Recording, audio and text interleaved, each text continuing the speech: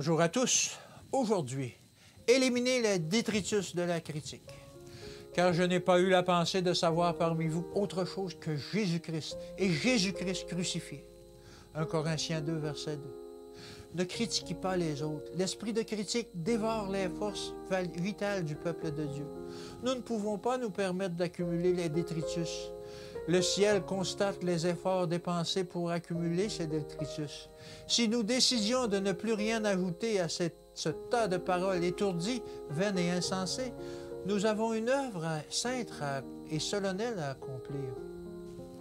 Tous les débris accumulés doivent être éliminés. Comment? Purifions-nous de toute souillure de la chair et de l'esprit en achevant notre sanctification dans la crainte de Dieu. 2 Corinthiens 7 au verset 1. Cultivez la piété personnelle.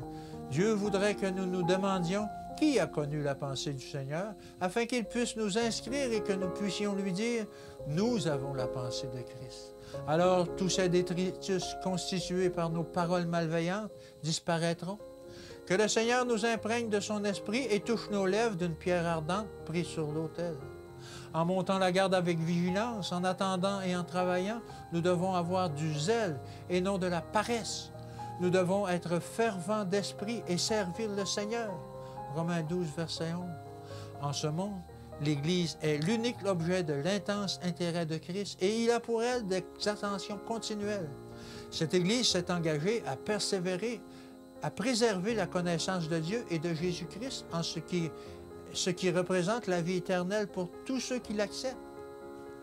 En chaque âme, Dieu recherche des principes stables exprimés par la parole et par l'action.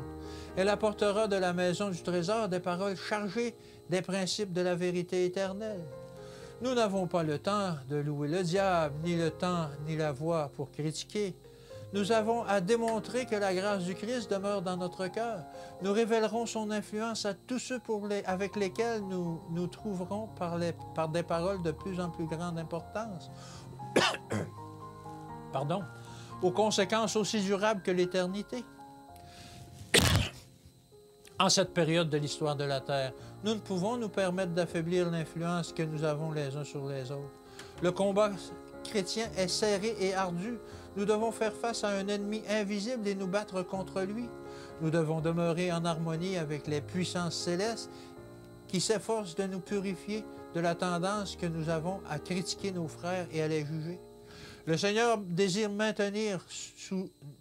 maintenir sous le joug du Christ. Nous devons croire et aimer la vérité pour l'amour de Dieu.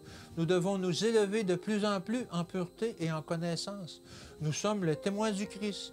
Ne parlons donc pas de nos difficultés et ne méditons pas sur nos épreuves, mais rapprochons-nous du Seigneur Jésus-Christ qui suscite la foi et la mène à la perfection. En regardant lui, en l'étudiant et en parlant de lui, nous serons transformés à son image. Que Dieu vous bénisse et qu'il vous garde. Et je vous dis à demain.